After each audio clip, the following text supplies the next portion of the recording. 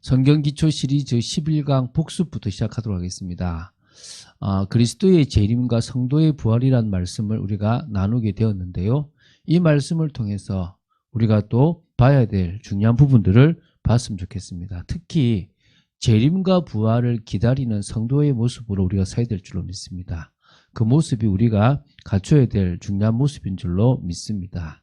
그래서 먼저 좀 생각할 게 우리가 지난번에 했던 과가 그냥 그리스도의 재림이 어떤 거냐, 또 성도의 부활이 뭐냐, 그럼 재림은 사실적인 거냐, 왜 재림이 중요하냐, 그럼 재림 전에는 어떤 징조가 일어나는가, 또 그 재림의 상황에 어떤 현상들이 일어나는가, 그리고 또 그 재림 때 천년 왕국이라는 것이 있는데 그것은 과연 어떤 어떤 상황으로 일어나는가에 대한 부분들을 우리가 봤습니다.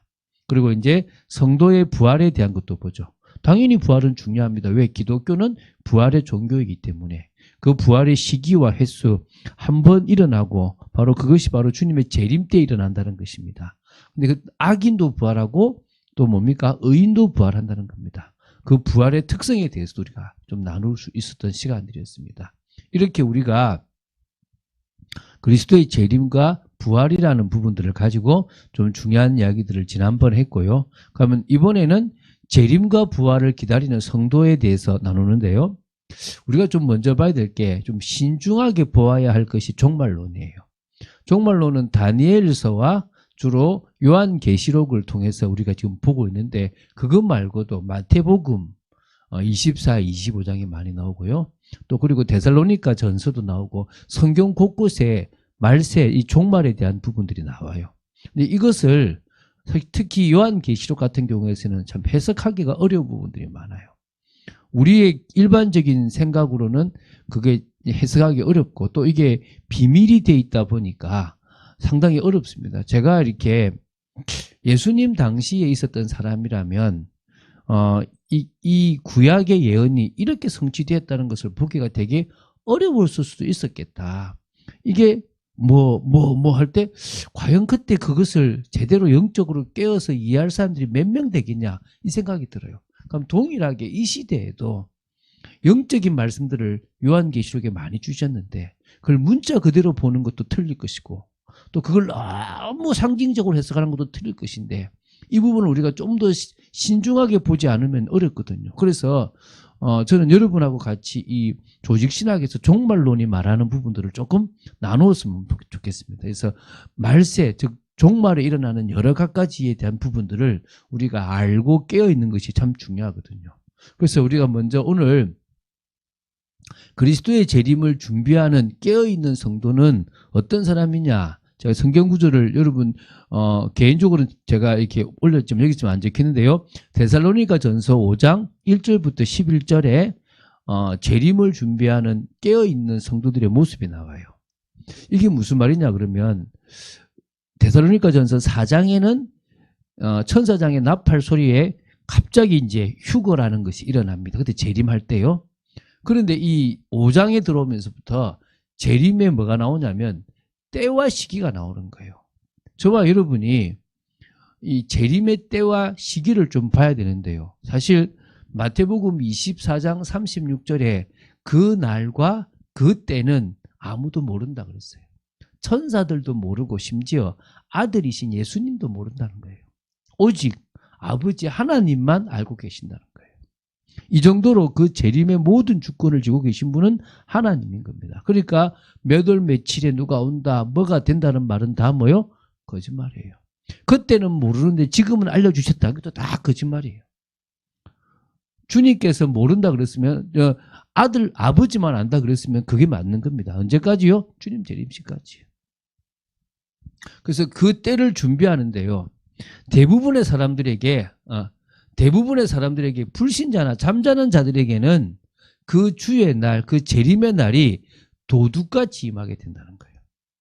그러니까 전혀 모를 때 보면 평안하다, 세이프. 쉽게 말하면 평화 피스죠. 그리고 뭡니까? 안전하다. 뭐죠? 세이프, 안전하다. 이렇게 우리가 이 정도면 괜찮다를 할 그때에 임하는 거예요. 그래서 임신한 여자에게 해산의 고통이 이름과 같이 멸망이 갑자기 이렇게 되는 거예요. 그래서 결코 피하지 못하는 상황이 생기는 거예요. 그래서 불신자들이나 잠자는 자들에게는 그 날이요, 갑작스럽게 오는 거예요. 이 잠자는 자라는 것은 성도, 교회 다니는 신자지만 뭐죠? 전혀 말씀과 상관없이 세상과 똑같이 살아가는 사람한테 모른다는 거예요. 그런 얘기를 제가 주로 많이 하거든요. 기도를 한 번 하면 응답이 안 되고 100번 하면 응답이 됩니까? 그러면 200번 하면 더 응답됩니까? 한 번 해도 응답이 되고 10번 해도 응답이 될 수 있고요. 또 100번 해도 될 수 있습니다. 더 많이 하는 이유가 뭐냐? 하나님 앞에 간절한 것을 아뢰는 것도 있지만 응답이라는 것이 옛다 응답 이렇게 오지 않습니다. 응답이라는 것이 문제라는 것과 사건이라는 것을 같이 동반할 때가 많아요. 그러니까 쉽게 말하면 응답이 왔는데 응답이라고 눈치를 못 채는 경우들이 있다니까요.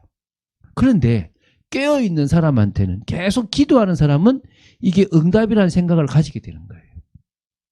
저도 그 경험을 해봤거든요.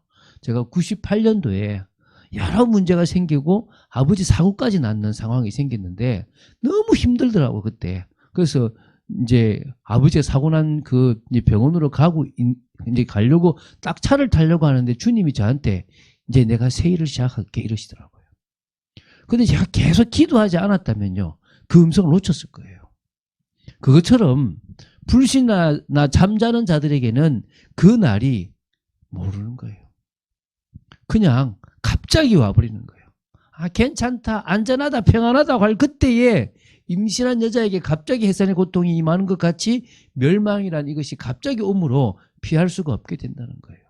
그런데 데살로니가전서 5장 4절에 깨어있는 성도들에게는요, 그 날이 도둑같이 임하지 못할 거라는 거예요.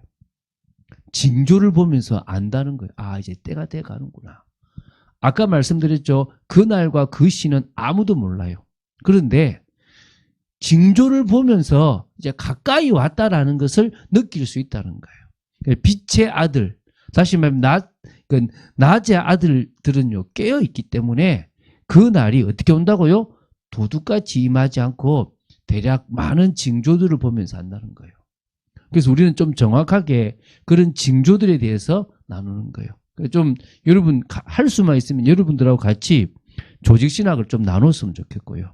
그걸 통해서 여러분들에게 저 계시론부터 시작해서 종말론까지를 좀 알려주고 싶어요. 왜 필요하냐면 그게 사단의 유혹, 또 이단들의 유혹들을 이길 수가 있는 가장 큰 것이 되어 있다는 겁니다. 자, 그럼 깨어있는 성도들의 모습이 어떤 모습이 되어야 되느냐? 일단은 데살로니가전서 5장 6절 7절에 세상적인 것에, 문화적인 것, 이 술에 취하듯 취하면 안 되고요, 영적으로 잠자는 자들과 달라야 된다는 거예요. 한마디로 뭐요? 깨어있는다는 것은 세상의 문화, 세상의 여러 것 속에 마저 빠져있지 마라. 길을 가는데, 인생을 살아가는데 세상 속에서 같이 일도 하고 밥도 먹고 돈도 쓰고 다 하지만 기준도 달라야 되고 삶의 방향도 달라야 된다는 거예요. 같이 TV를 보고 같이 모든 걸 하고 있지만 우리는 그 속에서 그들과 같은 가치관을 가지고 살아가지 않는다는 거예요. 오히려요, 믿음과 사랑의 호심교, 다 이게 뭡니까? 믿음을 가지고 있고 사랑을 딱 가지고 있고요, 구원의 소망의 투구를 딱 쓰는 거예요. 한마디로 영적으로 뭐란 말이죠? 무장하라는 거예요. 영적으로 우리가 무장하지 않으면 우리는 어떻게 됩니까? 속게 되는 거예요. 그래서 깨어있는 성도들의 가장 중요한 모습은 다 확신을 딱 가지고요, 또 뭡니까? 흔들리지 아니하는 신앙. 그래서 주님이 마음과 생각을 딱 지키실 수 있도록 계속 깨어 맡기는 겁니다. 그럴 때 우리는 마귀의 유혹도 이기고 환난도 이기고 핍박도 이기고 예상치 못한 것도 이길 수가 있다는 거예요. 그러면서요, 교회의 축복을 누려야 돼요. 이게 무슨 말입니까? 성도들이 피차 서로 권면하고 서로 덕을 세우는 복음적인 삶을 사는 거예요. 믿음의 삶을 살아가는 거예요. 그래서 혼자 하기 어렵기 때문에 같이 하는 거예요. 교회 공동체죠. 우리는 이 공동체를 유지하고 싶어요. 많은 사람들이 갑자기 모여서 내 신앙생활은 이렇다, 나는 이걸 원한다라고 하는 그런 모습 말고요, 조금씩 우리가 말씀 속으로 들어가고 은혜 속으로 들어가서 정말 내 속에서요, 뭔가 일어나듯이 나를 변화시키는 성령의 능력이 여러분에게 있게 되길 바랍니다. 그래야만 우리는 어떻게 된다고요? 이 정말 재림을 준비하는 그런 깨어있는 성도가 됩니다. 그래서 데살로니가 전서 5장에 대한 부분을 우리가 봐야 되는 겁니다. 그래서 사실 제가 믿음의 삶을 준비하면서 계속 해나가면서 데살로니가 전서를 꼭 보고 싶은 거예요. 왜 그렇습니까? 우리는 말세를 준비하는 부분인데 데살로니가 교회에 그 바울이 말세에 대해서 종말에 어떤 모습들이 있을 거기 때문에 우리는 어떤 인생을 살라라고 하신 부분이 있단 말이에요. 그걸 우리가 믿음의 삶으로 살아가야 되는 거죠. 그런 부분들이 좀 구체적으로 나와졌으면 좋겠다 생각이 좀 들었습니다. 두 번째 이제 우리가 재림과 더불어 생각해야 될 게 뭡니까? 부활입니다. 그래서 우리는 성도의 부활을 근거를 딱 가지고 있는 겁니다. 뭐죠? 예수 그리스도의 부활. 우리가 지난번에도 봤지만 예수 그리스도께서 부활하셨기 때문에 우리는 말 거란 말이죠? 부활을 하게 될 거라는 거예요. 이게 근거거든요. 먼저 그 시대에 예수 그리스도의 부활을 부인하는 그런 여러 주장들이 있었다는 거예요. 특히 종교 지도자들이 그 당시 많은 사람들에게 예수의 부활을 믿지 못하게 하려고 퍼뜨린 소문들이 있습니다. 그 첫 번째가 뭡니까? 허위설이에요. 다시 말하면 도적설인 거죠. 사실은 죽었는데 뭐 했단 말이죠? 훔쳐갔다, 시체를. 그래서 살아난 것처럼 꾸몄다, 거짓말했다. 그게 뭐란 말입니까? 허위설이에요. 도적설, 시체를 훔쳐갔다는 거죠. 그 말은 거꾸로 말하면 뭐죠? 시체가 없다는 거예요. 시체를 훔쳐가서 시체가 없는 것 뿐이지 사실은 죽었다라고 얘기하는 거예요. 시체가 없다는 말은 뭡니까? 살아났다는 거죠. 그죠? 두 번째요. 기절설을 또 퍼뜨린 거예요. 하도 막 하니까 야, 다 안 죽었겠지. 십자가 그 죽는 사람도 있지만 안 죽는 사람 있지 않냐? 뼈를 안 꺾었으니까 안 죽었을 거다. 이렇게. 그건 무슨 말입니까? 그 역시 뭡니까? 살아있다는 거잖아요. 그렇게 또 거짓말을 하는 겁니다. 그 다음에는요. 환상설이에요. 그게 진짜를 본 게 아니고 너무 사무하다 보니까 예수님의 그 모습을 환상으로 본 거겠지. 실제 모습이 아니야 하는 거죠. 그 말은 무슨 말입니까? 본 사람이 있다는 거예요. 이제 그걸 뭡니까? 신화설. 그 과거 신화적인 걸 계속 지금 이야기하는 거다. 그 말은요. 그 얘기가 계속 내려온다는 거잖아요. 이처럼요. 그는 어떤 방식이든 다 부인을 하려고 한 겁니다. 근데 오히려 부활을 본 사람들은요.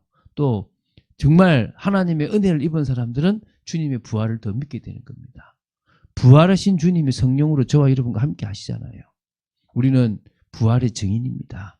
그러므로 우리는 부활을 부인하는 그들의 생각과는 다른 부분들을 보게 돼 있는 거죠. 오늘 여러분 믿으시기 바랍니다. 주님은 부활하셨습니다. 주님은 저와 여러분의 첫 열매가 되셨습니다. 믿으시기 바랍니다. 왜 우리가 예수 그리스도의 부활이 우리 부활의 근거냐? 믿는 순간에 우리가 예수 그리스도와 연합되었기 때문입니다. 계속 얘기하지 않습니까? 우리가 믿는 순간에요. 성령의 역사로 예수 그리스도께서 죄 때문에 피 흘리신 그것이 우리의 피 흘림이 되어버린 거예요. 우리가 믿는 순간에 일어난 일인 겁니다. 성령의 역사로 예수 그리스도의 십자가 죽으심이 우리의 십자가 죽음이 되어버린 거예요. 이게 연합이라는 거예요. 나는 믿기만 했는데 그 믿음 하나로 이렇게 연합이 되는 거예요. 그리고 예수 그리스도의 그 부활이 이제 우리는 첫 열매가 예수님은 되셨고요. 우리에게는 뭡니까? 부활의 소망이 되어지는 거예요. 그래서 여러분 우리는 부활할 겁니다.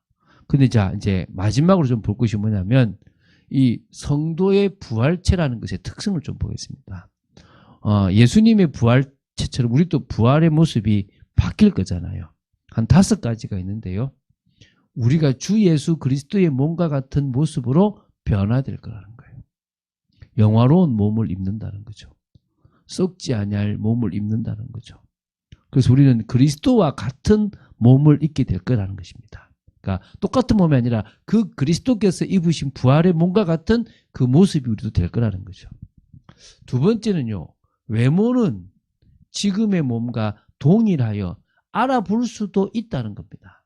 완전히지는 않지만 조금 알아볼 수 있을 만큼의 그런 이렇게 특성을 가지고 있다라고 보시면 됩니다. 그렇지만 그 몸의 상태는 뭡니까? 신령한 몸이 된다는 겁니다. 사망도 아픔도 없는 강한 몸이라는 거예요. 자꾸 이 부활체에 대해서 얘기하는 것은요. 우리가 있게 될 이 부활의 몸이 정말 우리를 영원히 아프지 않게 하는 몸인 거예요. 여러분 그런 거 있지 않습니까?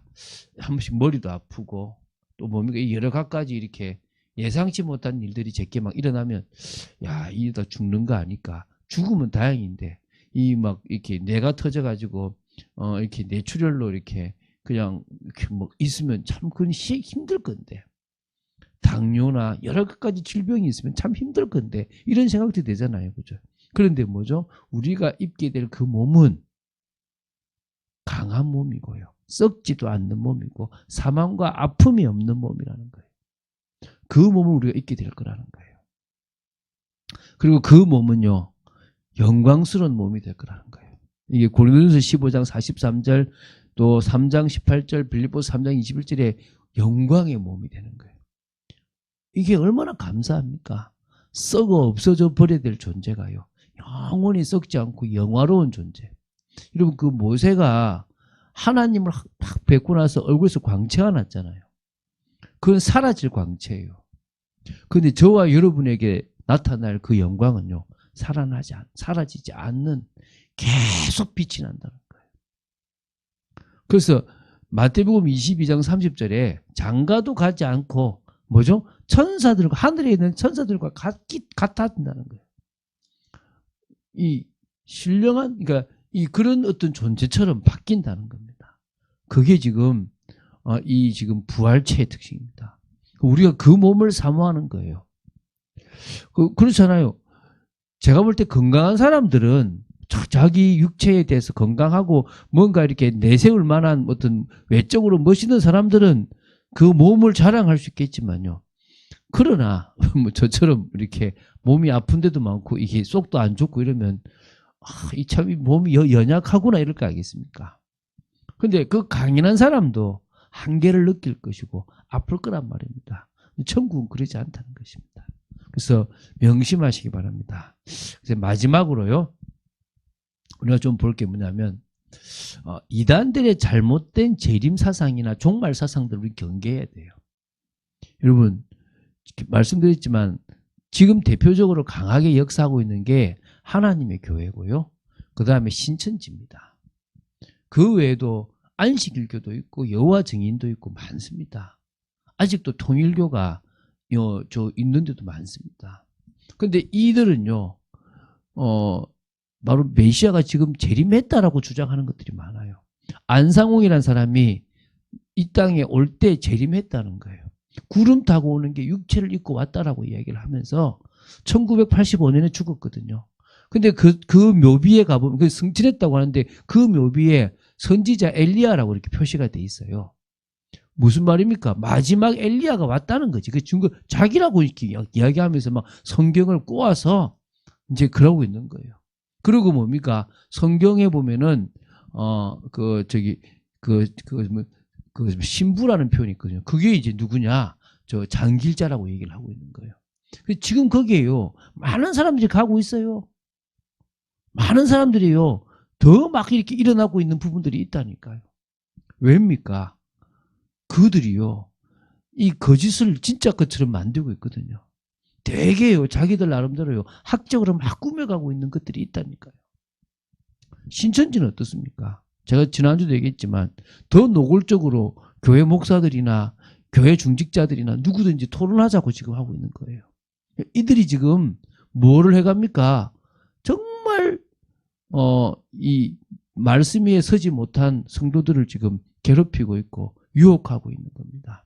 우리가 이걸 경계하고요. 조금 막 교환계시록을 봐라. 막 그런 데 집중해라. 천년왕국을 봐라. 이런 개념이 아닙니다. 성경을 좀 더 깊이 있게 보고 조금 정리하는 시간들을 가질 수 있다면 그런 이단들을 이길 수 있다고 믿습니다. 자, 정리하겠습니다. 자, 우리는요, 예수 그리스도의 재림을 기다리는 사람들입니다. 그리고 성도들이 부활할 것, 죽은 자도 부활할 거지만 살아있는 우리도 영원히 죽지 아니할 것을 우리 믿습니다. 만약에 우리가 지금 있을 그때 주님이 오신다면 우리 그 믿음으로 이 재림을 준비하고 부활을 기다리는 그런 믿음의 사람으로 서야 될 줄로 믿습니다. 그리스도와 연합된 자의 축복을 누려나가고 응답받는 여러분 되시기를 주 예수 그리스도 이름으로 축원드립니다.